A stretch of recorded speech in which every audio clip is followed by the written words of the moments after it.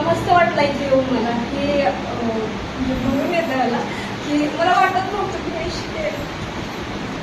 मी कधी कधी असं म्हणलं ना की तुमचं नाही आहे हे, मग तुमच्याकडे हे नाही आहे, तर मग हे नाही तर मग तुमचं तुम्हाला आणायला लागेल की तुमचं तुम्ही ॲडजस्ट करायला लागेल. ह्या गोष्टी कधीच म्हणजे बोलले नाही. खूप दिवस आम्ही नाही शिकलो, हे 5 दिवस शिकलो, पण तसं म्हणाल की हां नाही आहे ना, आहे माझ्याकडे घ्या आणि असं कुठल्याच गोष्टी त्यांनी अडवलं नाही की हे करू नका. आणि मला असं भीती वाटायची की बाबा ह्या एवढ्या मोठ्या आहेत आणि मग आपण इथं त्यांच्या समोर आल्यानंतर मग आपण काहीतरी बोलायला गेल्यावर ते काहीतरी म्हणतील का, असं ओरडून गप करतील का, पण नाही.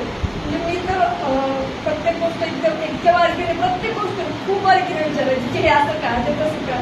मला विचार करून भीती वाटायची की विचार करू नको, कारण त्यांना आवडेल की नाही. आपण विचार करून त्यांना असं वाटलं की खूप पुढे हात पुढे पुढे करतील की असं वाटेल का, असं वाटत. म्हणून मग मी खूप असं विचार करून विचारायचे. पण मॅडम म्हणायचं की तुम्ही विचारा, तुम्ही विचारलं तर तुम्हाला कळेल. तुमच्या शंका विचारल्यावरच तुमचे प्रॉब्लेम सॉल्व्ह होतील ना. म्हणजे तुम्ही शिकताय करताय, पण तुमचे प्रॉब्लेम करताना तुम्हाला काय गोष्टी म्हणजे अडचण येत आहे, परत मेकअप करताना तुम्हाला काय काय गोष्टी कळत नाहीये, प्रोडक्ट कळत नाही, ते तुम्ही विचारल्याशिवाय कसं करणार ना तुम्हाला.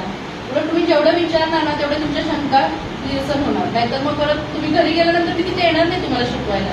हे 5 दिवस तुमच्यासाठी इम्पॉर्टंट आहेत. आणि वाटत होतं की आपण एवढे म्हणजे आता मी तर खूप मला तिथून आले तर